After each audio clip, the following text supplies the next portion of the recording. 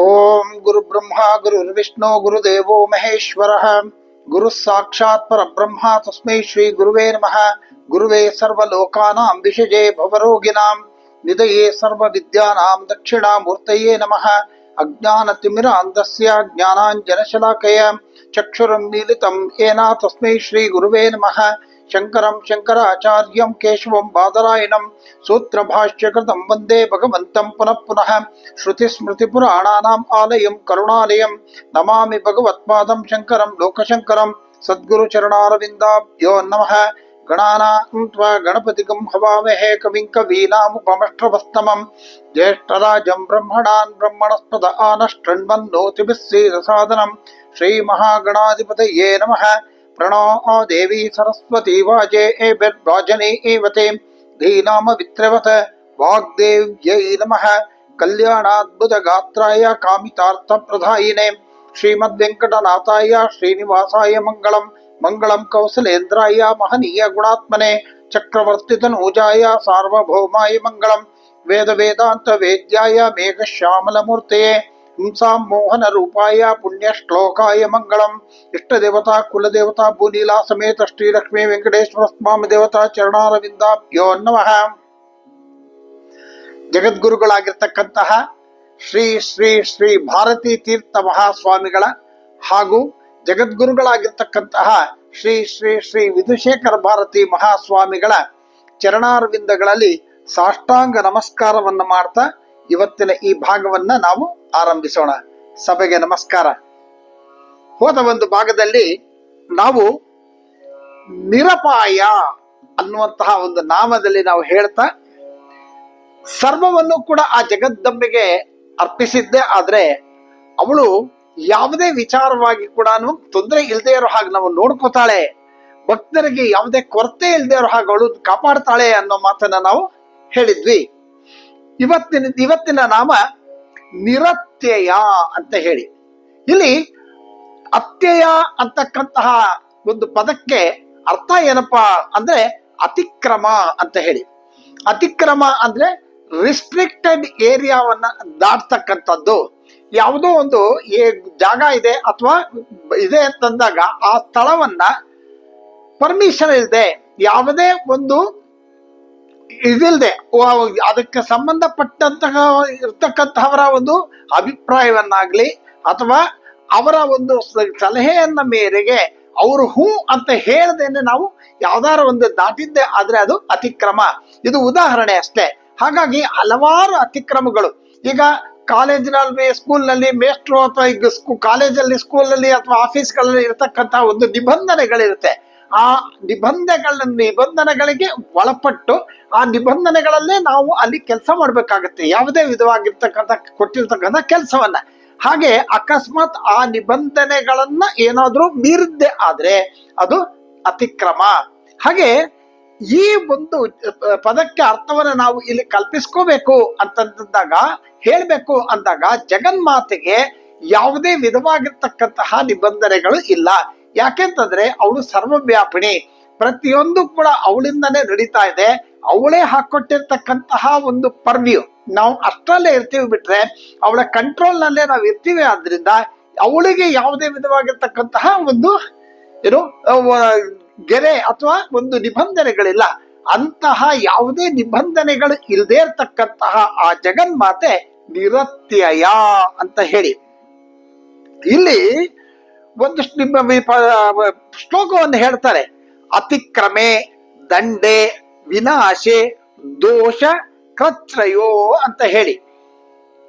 ಏನಿದು ಅಂತಾಗ ಅತಿಕ್ರಮೆ ಅಂದ್ರೆ ದಾಟೋದು. ನಾನು ಈಗಾಗ್ಲೇ ಹೇಳಿದೆ, ನಿಬಂಧನೆಗಳಿಗೆ ಒಳಪಟ್ಟಿರ್ತಕ್ಕಂತಹ ಜಾಗದಲ್ಲಿ ಯಾವುದೇ ಒಂದು ಪರ್ಮಿಷನ್ ಇಲ್ಲದೆ ನಾವು ಅದನ್ನ ದಾಟ್ತಕ್ಕಂಥದ್ದು ಅತಿಕ್ರಮ. ಶಿಕ್ಷಿಸೋದು ಅಂದ್ರೆ ದಂಡೆ ಅಂದ್ರೆ ಶಿಕ್ಷೆ ಕೊಡ್ತಕ್ಕಂಥದ್ದು. ಈ ತರ ಆಯ್ತು ಅಂತ ಒಂದು ತಪ್ಪು ಮಾಡಿದಾಗ ಅದಕ್ಕೆ ಶಿಕ್ಷೆ ಕೊಡ್ತಕ್ಕಂಥದ್ದು. ಅತಿಕ್ರಮ ಆಗಿದ್ರೆ ಅದಕ್ಕೆ ಶಿಕ್ಷೆ ಕೊಡ್ತಕ್ಕಂಥದ್ದು.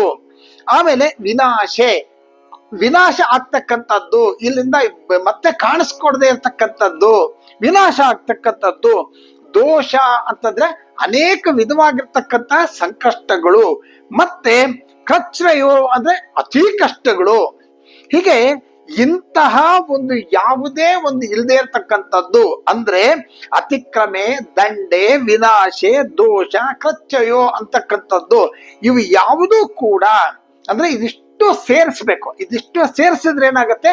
ಅತ್ಯಯ ಅಂತ ಆಗತ್ತೆ. ಇವ್ಯಾವುದೂ ಕೂಡ ಜಗನ್ಮಾತೆಗೆ ಸಂಬಂಧ ಪಡದೇ ಇರೋದ್ರಿಂದ, ಜಗನ್ಮಾತೆ ಇದಕ್ಕೆ ಯಾವುದೇ ರೀತಿಯಾಗಿ ಒಳಪಡದೆ ಇರೋದ್ರಿಂದ ಅವಳು ನಿರತ್ಯಯ.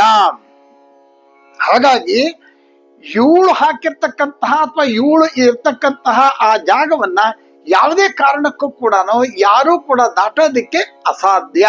ಹಾಗಾಗಿ ಇವಳಿಗೆ ಇರ್ತಕ್ಕಂತಹ ಏನಿದೆ ಅವಳೇ ಎಲ್ಲ ಸರ್ವಾಂತರ್ಯಾಮಿ. ಹಾಗಿರೋದ್ರಿಂದ ಇವಳು ಸೃಷ್ಟಿಯಲ್ಲಿ ಇವಳಿಗೆ ದಾಟಬೇಕು ಅನ್ನುವಂತಹ ತತ್ವನೇ ಇಲ್ಲದೆ ಇರೋದ್ರಿಂದ ಆಕೆ ನಿರತ್ಯಯ ಅಂತ ಹೇಳಿ. ಮುಂದಿನ ನಾಮ ದುರ್ಲಭ. ಎಷ್ಟೋ ಸರ್ತಿ ನಾವು ಅನ್ಕೋತೀವಿ, ಯಾವ್ದಾದ್ರು ಒಂದು ಕೆಲಸವನ್ನ ಮಾಡಿದಾಗ ಅಯ್ಯೋ ಇದು ಬಹಳ ಕಷ್ಟ ಅಲ್ಲಪ್ಪ ಇದು, ಅಥವಾ ಯಾವ್ದೋ ಒಂದು ಸಿಗತ್ತೆ ಅಂದ್ರೆ ಅಯ್ಯೋ ಇದು ದುರ್ಲಭ ಕಣೆಯ, ಆಗೋದೇ ಇಲ್ಲ, ಸಿಗೋದೇ ಇಲ್ಲ ಅನ್ನೋ ಮಾತನ್ನ. ಇಲ್ಲಿ ಜ್ಞಾತ ಕುರ್ವೀತ ಕರ್ಮಾಣಿ ಅಂತ ಹೇಳಿ ಒಂದು ಶ್ಲೋಕ. ಏನಿದು ಅಂತಂದ್ರೆ, ಯಾವುದೇ ಒಂದು ಕೆಲಸವನ್ನ ಮಾಡ್ತೀಯಾ ಅನ್ನೋವಾಗ ಅದರ ಬಗ್ಗೆ ತಿಳ್ಕೊಂಡು ಮಾಡು ಅಂತ. ಸುಮ್ನೆ ಏನು ತಿಳ್ಕೊಳ್ಳದೆ ಹಾಗೆ ಹೋಗಿ ನಿಂತು ಬಿಟ್ರೆ ಯುದ್ಧದಲ್ಲಿ ಆ ಶಸ್ತ್ರಾಸ್ತ್ರಗಳ ಪ್ರಯೋಗನೇ ಗೊತ್ತಿಲ್ಲ, ಯುದ್ಧಕ್ಕೆ ಹೋಗಿ ನಿಂತು ಬಿಟ್ಟಂಗ ಆಗೋಯ್ತು, ಒಂದೇ ಏಟಗೊಂಡು ಹೋಗ್ಬಿಡ್ತಾನೆ. ಹಾಗಾಗಿ ಅದರ ಬಗ್ಗೆ ಜ್ಞಾನ ಇರಬೇಕು. ಅಥವಾ ವಿದ್ಯೆ, ಎಕ್ಸಾಮಿನೇಷನ್ಗೆ ಮಕ್ಕಳು ಅಥವಾ ವಿದ್ಯಾರ್ಥಿಗಳು ಹೋಗ್ತಾರೆ ಅನ್ನೋದಾದ್ರೆ ಎಕ್ಸಾಮಿನೇಷನ್ಗೆ ಅವರು ಪ್ರಿಪೇರ್ ಆಗ್ಬೇಕು. ನಾನು ಓದ್ತಿರ್ತಕ್ಕಂಥ ಪರೀಕ್ಷೆ ಯಾವುದು, ಇವತ್ತು ಯಾವ ಪರೀಕ್ಷೆ ಇದೆ, ಸೋಷಿಯಲ್ ಸ್ಟಡೀಸಾ, ಮ್ಯಾಥಮೆಟಿಕ್ಸಾ, ಇನ್ನೊಂದ ಮತ್ತೊಂದ, ಅದಕ್ಕೆ ನಾನು ಇವತ್ತು ಪ್ರಿಪೇರ್ ಆಗ್ತಾ ಇದ್ದೀನಾ, ಯಾವ ರೀತಿ ಪ್ರಿಪೇರ್ ಆಗ್ಬೇಕು ಅಂತ ಅದ್ರ ಬಗ್ಗೆ ಜ್ಞಾನ ಇಟ್ಕೊಂಡಾಗ ಏನಾಗುತ್ತೆ, ಆ ಕಾರ್ಯ ಮಾಡೋದಕ್ಕೆ ಅವ್ರಿಗೆ ಸುಲಭ ಆಗತ್ತೆ. ಹಾಗಾಗಿ ಯಾವುದೇ ಕೆಲಸವನ್ನ ಮಾಡ್ಬೇಕು ಅಂತಂದಾಗ ಅದರ ಬಗ್ಗೆ ತಿಳುವಳಿಕೆ ಇಟ್ಕೊಂಡು ಮಾಡಿ ಅನ್ನೋ ಮಾತನ್ನ. ಹಾಗಾಗಿ ಈ ತಾಯಿಯ ಬಗ್ಗೆ ತಿಳುವಳಿಕೆ ಸರಿಯಾಗಿ ಇಲ್ಲದೆ ಇರ್ತಕ್ಕಂತಹ ಅವರಿಗೆ ಸುಮ್ನೆ ನಾನು ದೇವ್ರ ಪೂಜೆ ಮಾಡಿದೆ, ನಾನು ದೇವಸ್ಥಾನಕ್ಕೆ ಹೋದೆ, ದುರ್ಗಾ ಮಾತೆಯನ್ನು ದರ್ಶನ ಮಾಡಿದೆ, ನಮಸ್ಕಾರ ಮಾಡಿದೆ ಹಾಗೆ ಅಂತ ಹೇಳಿ ಹಾಗಲ್ಲ. ಅದು ಯಾವ್ದಾದ್ರೂ ಒಂದು ಪದ್ಧತಿಯ ಪ್ರಕಾರವಾಗಿ ಆ ಒಂದು ಕೆಲಸವನ್ನ ಮಾಡಬೇಕು. ಹಾಗೆ ಆದ್ರೆ ಮಾತ್ರ ಒಂದು ಮಾರ್ಗದಲ್ಲಿ, ಸರಿಯಾದ ಮಾರ್ಗದಲ್ಲಿ ಹೋದ್ರೆ ಮಾತ್ರನೇ ಫಲ ಸಿಗುತ್ತೆ, ಬಿಟ್ರೆ ಹಾಗೆಲ್ಲ ಸಿಗ್ತಕ್ಕಂಥದ್ದಲ್ಲ. ಹಾಗಾಗಿ ಸುಲಭವಾಗಿ ದೊರಕದೇ ಇರ್ತಕ್ಕಂತಹ ಒಂದು ಯಾವುದೇ ಇದ್ರೂ ಕೂಡ ಅದು ದುರ್ಲಭ. ಹಾಗೆ ಜಗನ್ಮಾತೆಯು ಕೂಡ ಅಷ್ಟು ಸುಲಭದಲ್ಲಿ ಸಿಗ್ತಕ್ಕಂಥವಳಲ್ಲ, ಆದ್ರಿಂದ ಅವಳು ದುರ್ಲಭ. ಎಷ್ಟೋ ಜನ ಯೋಗಿಗಳು ತಮ್ಮ ಇಂದ್ರಿಯಗಳನ್ನು ನಿಗ್ರಹಿಸಿಕೊಂಡಿರ್ತಾರೆ, ಅನೇಕ ವರ್ಷಗಳ ಕಾಲ ತಪಸ್ಸು ಮಾಡಿ ಅದಕ್ಕೋಸ್ಕರವಾಗಿ ಬಹಳ ಏನೋ ಆ ಪ್ರಯತ್ನಗಳನ್ನ ಮಾಡಿ, ಯಾವ್ಯಾವ ರೀತಿ ಪ್ರಯತ್ನಗಳು ಮಾಡ್ಬೇಕು ಎಲ್ಲ ರೀತಿಯ ಪ್ರಯತ್ನಗಳನ್ನ ಮಾಡ್ತಾರೆ. ಮಾಡಿದ್ರು ಕೂಡ ಅಂತಹವ್ರಿಗೇನೆ ಇದು ಬಹಳ ಕಷ್ಟವಾಗಿ ಆಗತ್ತೆ ಅವಳನ್ನ ಪಡೆಯೋದು ಅಂತ ಹೇಳ್ತಾ ಇದ್ದಾರೆ ಇಲ್ಲಿ. ಹಾಗಾಗಿ ಯೋಗಿನಾಂ ಅಪಿ ಅಸಾಧ್ಯತ್ವ ಅಂತ ಹೇಳ್ತಾರೆ. ಯೋಗಿಗಳಿಗೂ ಕೂಡ ಇದು ದುರ್ಲಭ ಅನ್ನೋ ಮಾತನ್ನ. ಮುಂದೆ ದುರ್ಗಮ. ದುರ್ಗಮ ಅಂತಂದ್ರೆ ಮನಸ್ಸಿಗೂ ಮಾತಿಗೂ ದೊರಕದೇ ಇರ್ತಕ್ಕಂಥದ್ದು ದುರ್ಗಮ. ಮನಸ್ಸಿಗೂ ಮಾತಿಗೂ ಕೂಡ ಸಿಗದೆ ಇರ್ತಕ್ಕಂಥದ್ದು ದುರ್ಗಮ. ಉದಾಹರಣೆಗೆ ನೋಡಿ, ಹಿಮಾಲಯ ಪರ್ವತದ ಬಗ್ಗೆ ಅಥವಾ ಎವರೆಸ್ಟ್ ಶಿಖರ ಅಂತ ನಾವು ಉದಾಹರಣೆ ಕೊಟ್ಟಾಗ ಒಂದು ಕಲ್ಪನೆ ಮಾಡ್ಕೋಬಹುದು. ಅದು ದೊಡ್ಡ ಪರ್ವತಗಳ ಶ್ರೇಣಿಗಳು, ವಿಪರೀತ ಮಂಜು ತುಂಬ್ಕೊಂಡ್ಬಿಟ್ಟಿದೆ, ಅಲ್ಲಿ ಹಸಿರಾಗಿರ್ತಕ್ಕಂಥ ಗಿಡಗಳು, ಅಲ್ಲಿ ಇಲ್ಲಿ ಮಧ್ಯದಲ್ಲಿ ಏನು ಮೀಟರ್ ಗಟ್ಟಲೆ ಹೈಟ್ ಎತ್ತರ ಇರ್ತಕ್ಕಂಥ ಗಿಡಗಳು, ಅತ್ಯಂತ ಚಳಿ ಇರ್ತಕ್ಕಂಥ ಜಾಗ, ಬಹಳ ಕ್ಲಿಷ್ಟವಾಗಿರ್ತಕ್ಕಂಥದ್ದು, ಅನೇಕವಾಗಿರ್ತಕ್ಕಂತಹ ಅಪಾಯವಾಗಿರ್ತಕ್ಕಂತಹ ಕಂದಕಗಳು. ಹೀಗೆ ನಾವು ಹೇಳ್ತಾ ಇದ್ದಾಗ ಒಂದು ಇಮ್ಯಾಜಿನ್ ಮಾಡ್ಕೋಬಹುದು, ಹೋದಪ್ಪ ದೊಡ್ಡ ಪರ್ವತ, ಯಾಕಂದ್ರೆ ನಮ್ಮನೆ ಹತ್ರ ಒಂದು ದೊಡ್ಡ ಬೆಟ್ಟ ಇದೆ, ಅದೇ ತರದ್ದು ಇನ್ನೂ 100 ಹೈಟ್, ಅದಕ್ಕಿಂತ 100 ಅಡಿ 100ರಷ್ಟು ಎತ್ತರವಾಗಿರ್ಬೋದು ಏನೋ ಕಲ್ಪನೆ. ಆದ್ರೆ ಜಗನ್ಮಾತೆ ಅವಳಿಗೆ ಯಾವುದೇ ವಿಧವಾಗಿರ್ತಕ್ಕಂತಹ ಉಪಾಧಿ ಇಲ್ಲ, ಅವಳಿಗೆ ಯಾವುದೇ ವಿಧವಾಗಿರ್ತಕ್ಕಂತಹ ಶರೀರ ಇಲ್ಲ, ಆಮೇಲೆ ಆಕಾರ ಇಲ್ಲ. ಇವೆಲ್ಲ ಏನು ಇಲ್ಲದೆ ಹೇಗೆ ಅವಳನ್ನ ನಾವು ನೆನೆಸ್ಕೊಳ್ಳೋದು? ಹಾಗಾಗಿ ಇಂತಹ ಒಂದು ಪರಿಸ್ಥಿತಿ ಮನಸ್ಸಿಗಾಗ್ಲಿ ಊಹೆಗಾಗ್ಲಿ ಅವಳು ನಿಲುಕದೇ ಇರ್ತಕ್ಕಂಥವಳು. ಹಾಗಾಗಿ ಅಂತಹ ಒಂದು ಕಷ್ಟವಾಗಿರ್ತಕ್ಕಂತಹ ತಾಯಿನ ನಾವು ಊಹಿಸ್ಕೋಬೇಕು ಅಂತ ಅನ್ನೋದು ದುರ್ಗಮ. ಇಲ್ಲಿ ಇನ್ನೊಂದು ಏನ್ ಹೇಳ್ತಾರೆ ಅಂತಂದ್ರೆ, ಯಥೋವಾಚೋ ನಿವರ್ತಂತೆ ಅಪ್ರಾಪ್ಯ ಮನಸಾ ಸಹ ಅಂತ ಹೇಳ್ತಾರೆ. ಮನಸ್ಸಿಗಾಗ್ಲಿ ಮಾತಿಗಾಗ್ಲಿ ಸಿಗದೆ ಇರ್ತಕ್ಕಂಥವಳು ಅವಳೇ ದುರ್ಗಮ ಅನ್ನೋ ಮಾತನ್ನ ಇಲ್ಲಿ ಈ ದುರ್ಲಭ ಮತ್ತು ದುರ್ಗಮ ಇದು ಎರಡು ಸೇರಿಸಿದ್ರೆ ಏನು ಅಂತಂದ್ರೆ ಅವಳೇ ದುರ್ಗಾ. ಮುಂದಿನ ನಾಮ ದುರ್ಗಾ. ಇಲ್ಲಿ ದುರ್ಲಭವಾಗಿರ್ತಕ್ಕಂಥದ್ದು ದುರ್ಗಮವಾಗಿರ್ತಕ್ಕಂತಹ ಪರತತ್ವ ಏನಿದೆ ಅಂದ್ರೆ ಅವಳೇ ದುರ್ಗಾ. ದುರ್ಗಾ ಅಂತಂದ್ರೆ ಪರತತ್ವ, ಪರಬ್ರಹ್ಮ ಸ್ವರೂಪ. ಇನ್ನು ಮುಂದೆ ನಾವೇನ್ ಮಾಡ್ತೀವಿ, ಇದೊಂದು ವ್ಯವಹಾರ ಅರ್ಥದಲ್ಲಿ ನೋಡ್ತೀನಿ ಅನ್ನೋದಾದ್ರೆ, ಎದುವರೆಗೂ ನಾವು ಉಪಾಧಿ ಸ್ಥಿತಿನಲ್ಲಿ ಇದೀವೋ ಆಗ ಇದನ್ನ ತಿಳ್ಕೊಳೋ ಒಂದು ಪ್ರಯತ್ನವನ್ನ ಆ ಮಾರ್ಗದಲ್ಲಿ ಹೋಗಬೇಕು. ಯಾವಾಗ ನಾವು ಆ ಜಗನ್ಮಾತೆ ದುರ್ಗೆಯನ್ನ ತಿಳ್ಕೊಳ್ಳುವಂತಹ ಮಾರ್ಗದಲ್ಲಿ ನಾವು ಪ್ರಯಾಣ ಮಾಡ್ತೀವೋ, ನಮ್ಮ ಪ್ರಯತ್ನ ಅಷ್ಟು ಸಿನ್ಸಿಯರ್ ಆಗಿದೆಯೋ, ಭಕ್ತಿ ಶ್ರದ್ಧೆಯಿಂದ ಅಮ್ಮ ಅಂತ ಹೇಳಿ ನಾವು ಅವಳಿಗೆ ಎಲ್ಲವನ್ನೂ ಅರ್ಪಣೆ ಮಾಡಿದ ಹಿಂದಿನ ಎಪಿಸೋಡ್ಗಳಲ್ಲಿ ಹೇಳಿದೆ, ಅಮ್ಮ ಅಂತ ಹೇಳಿ ಸಮಸ್ತವನ್ನೂ ಕೂಡ ನಾವು ಅವಳಿಗೆ ಯಾವಾಗ ಅರ್ಪಣೆಯನ್ನು ಮಾಡಿಬಿಡ್ತೀವೋ ಆಗ ನಮ್ಮ ಮಾರ್ಗ ಸರಿಯಾಗಿದೆ ಅಂತ ಹೇಳಿ ಆ ತಾಯಿಯ ಇರ್ತಕ್ಕಂಥ ಮಾರ್ಗದಲ್ಲಿ ಹೋಗ್ತಾ ಇದೀವಿ ಅಂದ್ರೆ ಅವಳೇನ್ ಮಾಡ್ತಾಳೆ, ನಮ್ಮನ್ನ ಎತ್ಕೊಂಡ್ ಬಿಡ್ತಾಳೆ, ಬಾ ನಾನು ನಿನಗೆ ದರ್ಶನ ಕೊಡ್ತೀನಿ ಅಂತ ಹೇಳಿ. ಹಾಗಾಗಿ ಒಂದು ಒಳ್ಳೆಯ ಮಾರ್ಗದಲ್ಲಿ, ಗುರುಮುಖೇಣ ಆಗ್ತಕ್ಕಂತಹ ಒಂದು ಮಾರ್ಗದಲ್ಲಿ ನಾವು ಪ್ರಯಾಣವನ್ನು ಮಾಡಿದ್ದಾದ್ರೆ ಆ ಜಗದಂಬೆ ನಮ್ಮನ್ನ ಕೈ ಬೀಸಿ ಕರೀತಾಳೆ ಅನ್ನೋ ಮಾತನ್ನ ಇಲ್ಲಿ ಹೇಳ್ತಾ ಇದ್ದಾರೆ. ಸ್ಮೃತಿಯಲ್ಲಿ ಸಪ್ತಶತಿನಲ್ಲಿ ಒಂದು ಮಾತಿದೆ. ಏನು ಅಂದ್ರೆ, ತತ್ರೈವಚ ವದಿಷ್ಯಾಮಿ ದುರ್ಗಾಮಾಖ್ಯ ಮಹಾಸುರಂ ದುರ್ಗಾದೇವೀತಿ ವಿಖ್ಯಾತಂ ತನ್ಮೇ ನಾಮ ಭವಿಷ್ಯತಿ ಅಂತ ದುರ್ಗಾ ಸಪ್ತಶತಿಯಲ್ಲಿ ಬರ್ತಕ್ಕಂತಹ ಈ ಒಂದು ಶ್ಲೋಕ. ಅಂದ್ರೆ ದುರ್ಗಮ ಅಂತಕ್ಕಂಥ ಒಬ್ಬ ರಾಕ್ಷಸ ಅತ್ಯಂತ ಕ್ರೂರಿಯಾಗಿರ್ತಾನೆ. ದೇವಾದಿ ದೇವತೆಗಳಿಗೆ, ಋಷಿಗಳಿಗೆ, ಮುನಿಗಳಿಗೆ, ಅಲ್ಲಿ ದೈವ ಕಾರ್ಯಗಳನ್ನು ಮಾಡ್ತಕ್ಕಂಥವ್ರೆ, ಸಾಧು ಸಂತರಿಗೆ ಎಲ್ರಿಗೂ ಕೂಡ ಅತ್ಯಂತ ದುರ್ಗಮವಾದ ಬಹಳ ಕಷ್ಟವಾಗಿರ್ತಕ್ಕಂತಹ ಪರಿಸ್ಥಿತಿಯನ್ನು ಏರ್ಪಾಡು ಮಾಡಿರ್ತಾನೆ. ಅವನಿಗೆ ಯಾವುದೇ ವಿಷಯವಾಗಿ ಕೂಡ ಅವನಿಗೆ ಬೇಡ, ಅವನಿಗೇನಿದ್ರು ಅವನ್ನೇ ಪೂಜೆ ಮಾಡ್ಬೇಕು, ಅವನ್ನೇ ಎಲ್ಲ ಅನ್ನುವಂತಹ ಒಂದು ಅಹಂಕಾರ. ಹಾಗಾಗಿ ಇಂತಹ ತುಂಬಾ ಕಷ್ಟ ಪರಿಸ್ಥಿತಿನಲ್ಲಿ ದೇವಾನು ದೇವತೆಗಳೆಲ್ಲ ಆ ದೇವಿಯನ್ನ ಪ್ರಾರ್ಥನೆ ಮಾಡಿದಾಗ ಅವಳು ಆ ದುರ್ಗಮ ಅಂತಕ್ಕಂಥ ರಾಕ್ಷಸನ ಸಂಹಾರವನ್ನು ಮಾಡ್ತಾಳೆ. ಆಗ ಅವಳು ದುರ್ಗಾದೇವಿ ಇತಿ ವಿಖ್ಯಾತಂ ಅಂತ ಹೇಳಿ ಅವಳು ಆ ಒಂದು ನಾಮದಲ್ಲಿ ದುರ್ಗಾ ಅನ್ನೋ ಹೆಸರಿನಲ್ಲಿ ಅವಳು ಪ್ರಖ್ಯಾತಳಾಗ್ತೀನಿ ಅನ್ನೋ ಮಾತನ್ನ ಹೇಳ್ತಾಳಿದೆ. ತತ್ರೈವಚ ವದಿಷ್ಯಾಮಿ ದುರ್ಗಾಮಾಖ್ಯ ಮಹಾಸುರಂ ದುರ್ಗಾದೇವಿ ಇತಿ ವಿಖ್ಯಾತಾಂ ತನ್ಮೇ ನಾಮ ಭವಿಷ್ಯತಿ. ದುರ್ಗತಿಗಳನ್ನ ನಾಶ ಮಾಡ್ತಕ್ಕಂಥವಳು ದುರ್ಗಾ.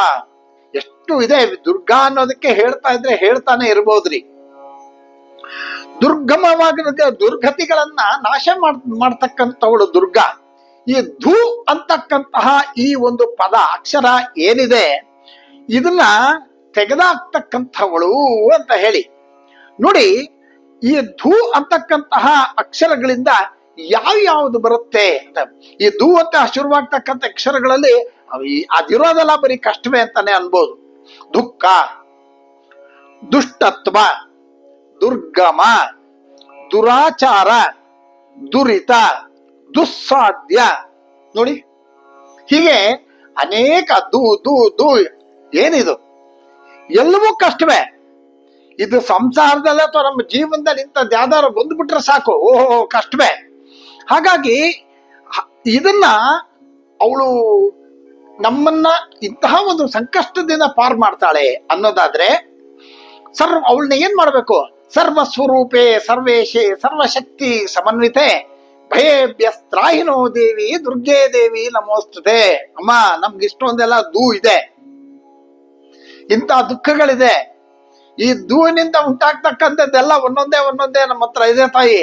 ಇಂತಹ ದುರಿತಗಳನ್ನೆಲ್ಲ ನಾಶ ಮಾಡು ತಾಯಿ ಅಂತ ಪ್ರಾರ್ಥನೆ ಮಾಡೋದು. ಸರ್ವಸ್ವರೂಪೇ ಸರ್ವೇಶೇ ಸರ್ವಶಕ್ತಿ ಸಮನ್ವಿತೆ ಭಯೇಭ್ಯಸ್ತ್ರಾಹಿನೋ ದೇವಿ ದುರ್ಗೆ ದೇವಿ ನಮೋಸ್ತುತೆ ಅಂತ ಹೇಳಿ ಅವಳ ಪ್ರಾರ್ಥನೆ. ಹಾಗಾಗಿ ಇಂತಹ ಒಂದು ಸಂಕಷ್ಟಗಳಿಂದ ದೂರವನ್ನ ಮಾಡು ತಾಯಿ ಅಂತಕ್ಕಂತಹ ಒಂದು ಪ್ರಾರ್ಥನೆ. ಇಲ್ಲಿ 11 ರೀತಿಯ ಧೂಗಳನ್ನು ಹೇಳ್ತಾರೆ. ನೋಡಿ ಎಷ್ಟು ತರ ಹೇಳ್ತಾ ಇದೀವಿ.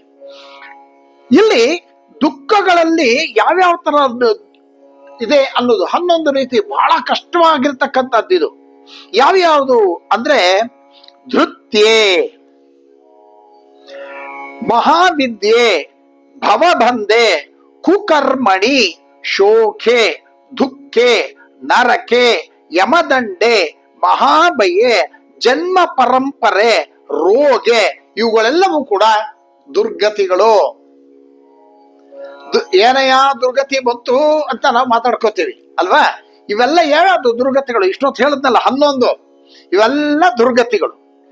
ಇಂತಹ ದುರ್ಗತಿಗಳನ್ನ ನಾಶ ಮಾಡ್ತಕ್ಕಂತಹ, ನಮ್ಮನ್ನ ಅಂತಹ ದುರ್ಗತಿಗಳಿಂದ ಸಂಕಷ್ಟಗಳಿಂದ ಪರಿಹಾರ ಮಾಡ್ತಕ್ಕಂತಹ ಆ ಜಗದಂಬೆ ಶರಣ್ಯೆ ದುರ್ಗಾದೇವಿ ಶರಣಮಹಂ ಪ್ರಪದ್ಯೆ ಅಂತ ಹೇಳಿ ಅವಳನ್ನ ನಾವು ನಮಸ್ಕಾರ ಮಾಡಿದಾಗ ಭಕ್ತಿ ಶ್ರದ್ಧೆಯಿಂದ ನಮ್ಮನ್ನ ನಾವು ಅರ್ಪಣೆ ಮಾಡ್ಕೊಂಡು ದೇವಿ ನಮ್ಮನ್ನ ಕಾಪಾಡ್ತಾಯಿ ಅಂದಾಗ ಆ ಶರಣಾಗತ ವತ್ಸಲೆ ನಮ್ಮನ್ನ ಕಾಪಾಡ್ತಾಳೆ ಅನ್ನೋ ಮಾತನ್ನ ಹೇಳ್ತಾ ಇದ್ದಾರೆ ಇಲ್ಲಿ. ಯಾವುದು ಉಪನಿಷತ್ ವಾಕ್ಯಗಳಲ್ಲಿ ಹೇಳ್ಪಟ್ಟಿದೆಯೋ, ಯೋಗಿಗಳಿಗೆ ಬಹಳ ಪ್ರಯಾಸದಿಂದ ತಿಳ್ಕೊಳ್ಳೋದಿಕ್ಕೆ ಸಾಧ್ಯವೋ ಅಂತಹ ಪರತತ್ವ ಯಾವುದು ಅಂದ್ರೆ ಈ ದುರ್ಗಾ ಮಾತಾ, ದುರ್ಗೆ. ವೇದಾಂತಗಳಲ್ಲಿ ದೇವಿ ಬ್ರಹ್ಮಜ್ಞಾನ, ಹಾಗೆ ವೇದಗಳಲ್ಲಿ ಈ ತಾಯಿ ಯಜ್ಞ ಫಲಗಳನ್ನು ಕೊಡ್ತಕ್ಕಂಥವಳು.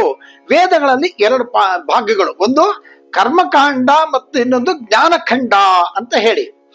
ಕರ್ಮಕಾಂಡದಲ್ಲಿ ಏನ್ ಹೇಳ್ತಾರೆ ಅಂತಂದ್ರೆ ತಾಯಿ ಯಜ್ಞೇಶ್ವರನಾಗಿ ಅಂದ್ರೆ ಯಜ್ಞ ಸ್ವರೂಪಿಣಿಯಾಗಿ ಅವಳು ಕಾಣಿಸ್ಕೊತಾಳಂತೆ. ಯಾರಿಗೆ ಯಾವ ಕೋರಿಕೆಗಳು ಬೇಕೋ ಅಂತಹ ಕೋರಿಕೆಗಳನ್ನ ಯಾರು ಯಜ್ಞಗಳನ್ನ ಮಾಡ್ತಾರೋ ಅಂತವರಿಗೆ ಆ ರೂಪದಲ್ಲಿ ಅವಳು ಕರುಣಿಸ್ತಾಳೆ ಅಂತ ಹೇಳಿ. ಉದಾಹರಣೆಗೆ ನಾವು ಎಷ್ಟೋ ಸರ್ತಿ ಕೇಳ್ತೀವಿ, ಅತ್ಯಂತ ಕ್ಲಿಷ್ಟವಾಗಿರ್ತಕ್ಕಂತಹ ಸಂದರ್ಭಗಳು ಅಥವಾ ಶತ್ರುನಾಶ ಅಥವಾ ನಮ್ಗೆ ಏನೋ ಒಂದು ಯಾವುದೂ ಯಾವ ಕಡೆಯಿಂದನೂ ನಮ್ಗೆ ಕೆಲ್ಸಗಳು ಆಗ್ತಾನೆ ಇಲ್ಲಪ್ಪ ಅಂದಾಗ ಏನ್ ಮಾಡ್ತಾರೆ ಅಂದ್ರೆ ಒಂದು ಚಂಡಿ ಹೋಮ ಮಾಡಿ ಅಂತ ಹೇಳ್ತಾರೆ. ಸೊ ಹಾಗಾಗಿ ಇಂತಹ ದುರ್ಗಾ ಹೋಮ ಮಾಡಿ, ಚಂಡಿ ಹೋಮ ಮಾಡಿ, ಲಲಿತಾ ಹೋಮ ಮಾಡಿ ಹಾಗೆ ಅಂತ ಹೇಳಿ ಈ ದೇವಿಯನ್ನ ಉದ್ದೇಶಿಸಿ ಮಾಡ್ತಕ್ಕಂತಹ ಈ ಹೋಮಗಳು ಆ ರೂಪದಲ್ಲಿ ಅವಳು ಆ ಫಲಗಳನ್ನ, ಯಾವ ಫಲಗಳನ್ನ ಅವರು ಅಪೇಕ್ಷಿಸಿ ಮಾಡ್ತಾ ಇದ್ದಾರೋ ಆ ಫಲಗಳನ್ನ ಅವಳು ಕೊಡ್ತಾಳೆ ಅಂತ ಹೇಳಿ. ಜ್ಞಾನಖಂಡದಲ್ಲಿ ತಾಯಿ ವೇದಾಂತದ ವಿದ್ಯಾ ರೂಪಿಣಿಯಾಗಿ ಕಾಣಿಸ್ಕೊಂತಾಳೆ ಆ ತಾಯಿ ಜ್ಞಾನಖಂಡದಲ್ಲಿ. ಕರ್ಮಕಾಂಡದಲ್ಲಿ ಎಲ್ಲಿ ಕಾಣಿಸ್ಕೊತಾಳೆ ಅಂದ್ರೆ ಕರ್ಮ ಫಲೇಶು ಜುಷ್ಟಾಂ ಅಂತ, ಅಂದ್ರೆ ಕರ್ಮ ಫಲಗಳಿಂದ ಅವಳು ಆರಾಧಿಸಲ್ಪಡ್ತಕ್ಕಂಥವಳು. ಯಜ್ಞ ಯಾವ್ದ್ರಿಂದ ಮಾಡ್ತಾರೆ ಅಂದ್ರೆ ಅಗ್ನಿಯಿಂದ ಅಲ್ವಾ? ಆ ಅಗ್ನಿಯಿಂದ ಮಾಡಿದಾಗ ಇಲ್ಲಿ ಅಗ್ನಿಮುಖಾವೇ ದೇವಾಹ ಅಂತ ಕೂಡ ಒಂದು ಮಾತಿದೆ. ಇಲ್ಲಿ ಯಾವ ದೇವತೆಯನ್ನ ಉದ್ದೇಶಿಸಿ ಹೋಮವನ್ನ ಮಾಡ್ತಾರೋ ಆ ದೇವತೆಗೆ ಹೋಗ್ಬೇಕಾಗಿರ್ತಕ್ಕಂಥದ್ದು ಈ ಅಗ್ನಿಮುಖದಲ್ಲೇನೆ, ಅಗ್ನಿಯ ಮಾರ್ಗವಾಗೇನೆ ಹೋಗೋದು. ಹಾಗಾಗಿ ನೋಡಿ ಇಲ್ಲಿ ಜಾತವೇದಸೆ ಸುನವ ಮಸೋಮ ಅಂತ ಹೇಳಿ ದುರ್ಗಾ ಸೂಕ್ತಿಯಲ್ಲಿ ಹೇಳಿದ್ರು. ಅದೇ ಶ್ರೀ ಸೂಕ್ತದಲ್ಲಿ ಜಾತವೇದೋ ಮಹಾವಹ ಅಂತ ಹೇಳಿದ್ರು ಕೂಡ ಇಲ್ಲಿ ಅದು ಕೂಡ ಜಾತವೇದ ಅಂದ್ರೇನು ಯಜ್ಞೇಶ್ವರ, ಇಲ್ಲಿ ಜಾತವೇದ ಇದು ಯಜ್ಞೇಶ್ವರ. ಹಾಗಾಗಿ ದುರ್ಗಾ ಸೂಕ್ತಿಯಲ್ಲಾದ್ರೂ ಆಗ್ಬೋದು ಅಥವಾ ಶ್ರೀ ಸೂಕ್ತದಲ್ಲಾದ್ರೂ ಆಗ್ಬೋದು. ಮುಖ್ಯವಾಗಿ ಬೇಕಾಗಿರ್ತಕ್ಕಂಥದ್ದು ಯಾವುದು?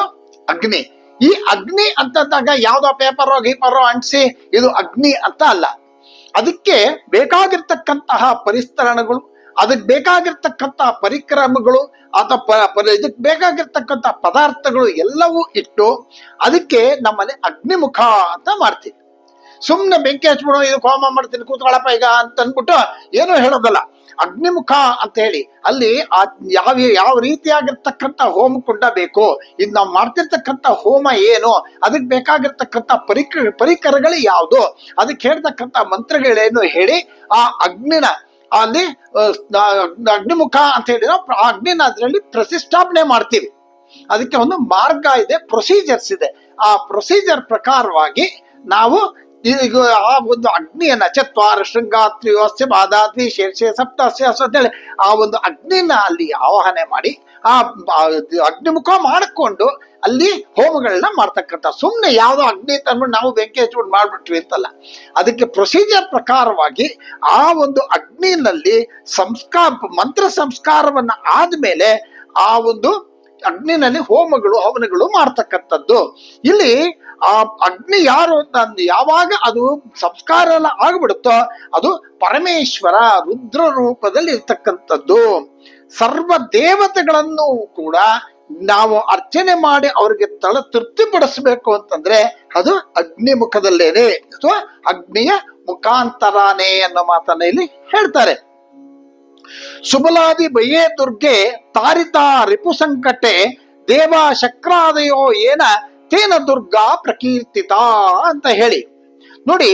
ಸಬಲಾದಿ ರಾಕ್ಷಸರಿಂದ ಇಂದ್ರಾದಿ ದೇವತೆಗಳಿಗೆ ಉಂಟಾಗಿರ್ತಕ್ಕಂತಹ ಆ ಸಂಕಟದಿಂದ ಅವಳು ದೂರ ಮಾಡಿದ್ಲು ಅನ್ನುವಂತ ಅಂದ್ರೆ ಹೀಗೆ ಈ ಸಬಲಾದಿ ರಾಕ್ಷಸರಿಂದ ದೇವತೆಗಳಿಗೆ ಉಂಟಾಗಿರ್ತಕ್ಕಂತಹ ಆ ಒಂದು ದುಃಖವನ್ನ ಅವಳು ದೂರ ಮಾಡಿದ್ರಿಂದ ಅವಳು ದುರ್ಗಾ ಅಂತ ಹೇಳಿ ಪ್ರಸಿದ್ಧಳಾಗ್ತಾಳೆ ಅಂತ ಹೇಳಿ. ಇಲ್ಲಿ ದುರ್ಗಾ ಸಪ್ತಶತಿನಲ್ಲಿ ಇನ್ನೊಂದು ಶ್ಲೋಕ ಹೇಳ್ತಾರೆ ಅಂತಂದ್ರೆ ದುರ್ಗಾಸಿ ದುರ್ಗಾ ಭವಸಾಗರ ನೌರಸಂಗ ಅಂತ ಹೇಳಿ. ಅಂದ್ರೆ ದುರ್ಗಮವಾಗಿರ್ತಕ್ಕಂತಹ ಈ ಸಂಸಾರದ ಸಾಗರದಲ್ಲಿ ಇಂತಹ ಸಾಗರವನ್ನ ತಾನು ದಾಟಿಸ್ತಾಳೆ. ಯಾವ್ದ್ರಲ್ಲಿ? ತಾನು ಒಂದು ನೌಕೆಯಾಗಿ ಒಂದು ದೋಣಿಯಾಗಿ ದಾಟಿಸ್ತಾಳೆ ಅನ್ನೋ ಮಾತನ್ನ ಇಲ್ಲಿ ಹೇಳ್ತಾ ಇದ್ದಾರೆ. ಹಾಗಾಗಿ ಯಾರು ಭಕ್ತರಿರ್ತಾರೋ, ಅತ್ಯಂತ ಸಂಕಷ್ಟದಲ್ಲಿ ಇರ್ತಾರೋ, ಯಾರಿಗೆ ದುರ್ಗೆಯ ಒಂದು ಅನುಗ್ರಹ ಬೇಕು ಅವರೆಲ್ಲರೂ ಕೂಡ ಆ ದುರ್ಗಾದೇವಿಯನ್ನ ನೆನೆಸಿ ಅವಳನ್ನ ಪ್ರಾರ್ಥನೆ ಮಾಡಿದ್ದೆ ಆದ್ರೆ ಅವರ ಎಲ್ಲ ಸಂಕಟಗಳು ಕೂಡ ನಿವಾರಣೆ ಆಗುತ್ತೆ ಅನ್ನೋ ಮಾತನ್ನ ಹೇಳ್ತಾ ದುರ್ಗಾ ದುರ್ಗಾರ್ತಿ ನಾಶಿನಿ ದುರ್ಗಾ. ಮುಂದೆ ದುಃಖಹಂತ್ರಿ, ಮುಂದಿನ ನಾಮ ದುಃಖಹಂತ್ರಿ ದೇವಿಯ. ಆಮೇಲೆ ದುಃಖಹಂತ್ರಿ ಸುಖಪ್ರದ. ಹಂತ್ರಿ ಅಂದ್ರೆ ಏನು? ದುಃಖವನ್ನ ಕಳಿತಕ್ಕಂಥ. ದುಃಖ ಕಳೆದೋಗ್ಬಿಡ್ತು ಅಂತಂದ್ರೆ ಏನಾಗುತ್ತೆ? ಮುಂದಕ್ಕೆ ಸುಖ. ಹಾಗಾಗಿ ದೇವಿಯ ಆರಾಧನೆಯಿಂದ ದೊರಕತಕ್ಕಂತಹ ಆ ಒಂದು ಫಲಗಳ ಬಗ್ಗೆ ಇಲ್ಲಿ ವಿವರಿಸ್ತಾ ಇದ್ದಾರೆ. ದುಃಖಹಂತ್ರಿ ಸುಖಪ್ರದ. ದುಃಖ ಅಂತಂದ್ರೆ ನಾವು ಅರ್ಥ ಮಾಡ್ಕೋಬೇಕು, ಸುಮ್ಮನೆ ಅಳೋದಲ್ಲ. ದುಃಖ ಅಂತಂದ್ರೆ ಪರಿಸ್ಥಿತಿಯನ್ನ ಸಹಿಸೋದಿಕ್ಕೆ ಆಗದೆ ಇರ್ತಕ್ಕಂತಹ ಒಂದು ಮನೋಸ್ಥಿತಿ. ಯಾವುದೋ ಒಂದು ದುಃಖ ಇದೆ, ಕಷ್ಟ ಇದೆ ಅಂತ ಅನ್ನುವಾಗ ನಮಗೆ ಅದನ್ನ ಕಂಟ್ರೋಲ್ ಮಾಡಿಕೊಂಡು ಅದನ್ನ ನಿಭಾಯಿಸುವಂತಹ ಒಂದು ಶಕ್ತಿ ಸ್ವಲ್ಪ ಕಡಿಮೆ ಆದಾಗ ದುಃಖ ಆಗುತ್ತೆ. ಅಸಹಾಯಕ ಪರಿಸ್ಥಿತಿ ಅದು. ಹಾಗಾದ್ರೆ ಈ ಒಂದು ಸುಖ ಅಂತಂದ್ರೆ ಸಂತೋಷದ ಮನಸ್ಥಿತಿ. ಯಾರೋ ಅಂದ್ರೆ ನಮಗೆ ಪ್ರೈಸ್ ಕೊಟ್ರು ಅಂತಾನೋ, ನಮ್ಗೆ ಇನ್ನೇನೋ ನಮಗೆ ಬೇಕಾಗಿರೋದು ಸದ್ಯ ಸಿಕ್ಬಿಡ್ತು ಅಂದ್ರೆ ಎಷ್ಟು ಆನಂದ ಪಟ್ಟು ಬಿಡ್ತೀವಿ. ಹಾಗಾಗಿ ಇಂತಹ ಸುಖ ಪರಿಸ್ಥಿತಿ ಅಂದ್ರೆ ಒಂದು. ದುಃಖದಲ್ಲಿ ಎಷ್ಟು ಪ್ರಕಾರಗಳಿದೆ ಅಂತ ನೋಡಕ್ ಹೋದಾಗ ನೋಡಿ, ಮಕ್ಕಳಿಗೆ ಅವಳಿಗೆ ಯಾವ್ದೋ ಮಕ್ಕಳಿಗೆ ಒಂದು ಚಾಕ್ಲೇಟ್ ಬೇಕು ಅಂತ ಹಠ ಮಾಡ್ತಿರ್ತಾಳೆ, ಅವಳಿಗೆ ಅದೇ ದೊಡ್ಡದು.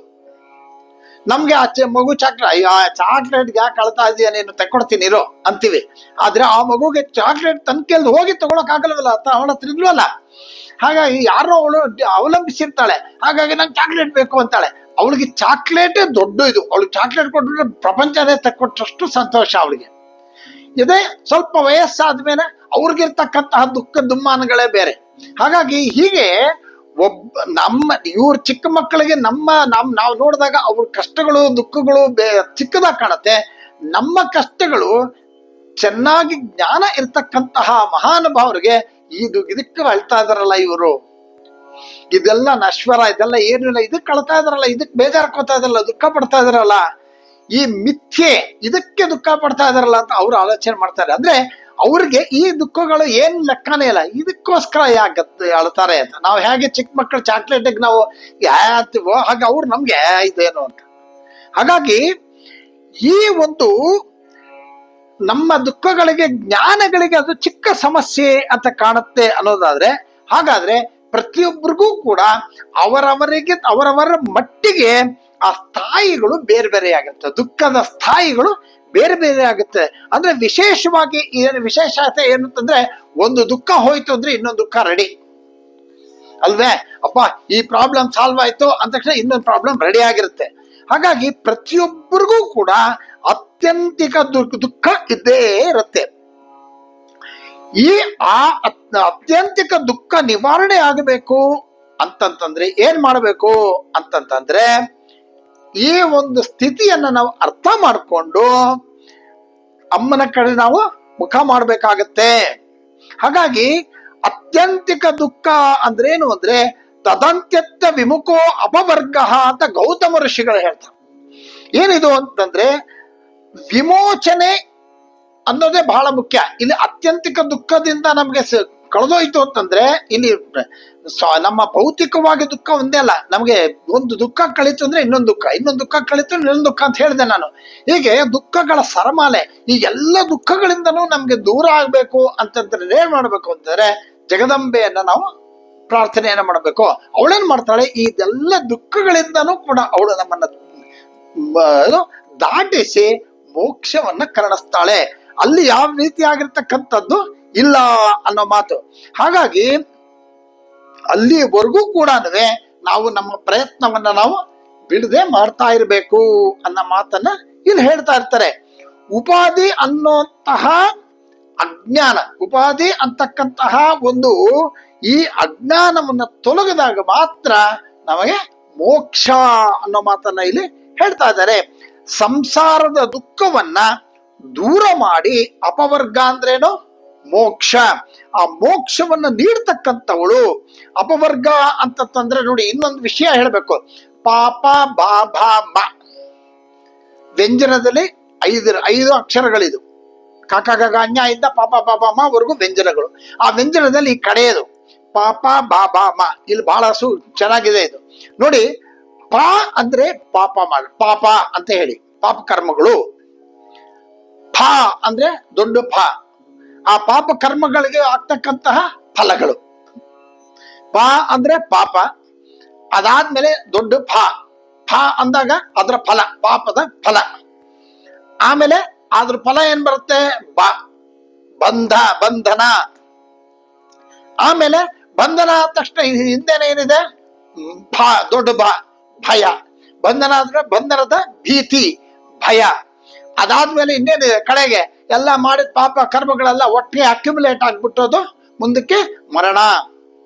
ನೋಡಿ, ಪಾಪ ಬಾಭಾಮ ಪಾಪ, ಪಾಪದ ಫಲ. ಅದಾದ್ಮೇಲೆ ಇದು ಏನು ಬಂಧನ. ಆ ಬಂಧನ ಆದ ತಕ್ಷಣ ಅದರಲ್ಲಿ ಭೀತಿ. ಇಷ್ಟೆಲ್ಲ ಭೀತಿ, ಪಾಪ, ಫಲ ಎಲ್ಲ ಸೇರ್ಕೊಂಡೇನಾಯ್ತು ಕಡೆಗೆ ಮರಣ. ಹಾಗಾಗಿ ಇದಿಷ್ಟು ಹೋದ್ರೇನೆ ದುಃಖ ನಾಶನ ಅಂತ ಕರೀತಾರೆ. ಇಂತಹ ದುಃಖವನ್ನ ತೆಗೆದಾಕ್ತಕ್ಕಂಥವಳು ಯಾರು ಅಂದ್ರೆ ದುಃಖ ಹಂತ್ರಿ. ಹಾಗಾಗಿ ಈ ದುಃಖವನ್ನ ದುಃಖ ತೆಗೆದ್ರೆ ಏನಾಗುತ್ತೆ, ಸುಖಪ್ರದ. ಹಾಗಾಗಿ ಇದು ಸುಖ ಕೊಡ್ತಕ್ಕಂಥವಳು, ದುಃಖವನ್ನ ತೆಗೆದು ಸುಖವನ್ನ ಕೊಡ್ತಕ್ಕಂಥವಳು ಅನ್ನೋ ಮಾತನ್ನ ಇಲ್ಲಿ ಹೇಳ್ತಾ ಇದ್ದಾರೆ. ಇಲ್ಲಿಗೆ ನಾನು ಈ ಭಾಗವನ್ನ ನಾನು ಮುಗಿಸ್ತಾ ಇದ್ದೀನಿ. ಮುಂದಿನ ಭಾಗದಲ್ಲಿ ದುಷ್ಟ ದೂರ, ದುರಾಚಾರ ಶಮನಿ, ದೋಷವರ್ಜಿತ, ಅದನ್ನ ನಾವು ಮುಂದಿನ ಭಾಗದಲ್ಲಿ ಹೇಳೋಣ. ಎಲ್ರಿಗೂ ಕೂಡ ಜಗಜ್ಜನನಿ ಅನುಗ್ರಹ ಆಗ್ಲಿ, ಶುಭವಾಗ್ಲಿ ಅಂತ ಪ್ರಾರ್ಥನೆ ಮಾಡ್ತಾ ಈ ಭಾಗವನ್ನ ನಾನು ಮುಗಿಸ್ತಾ ಇದ್ದೀನಿ. ಎಲ್ರಿಗೂ ನಮಸ್ಕಾರ.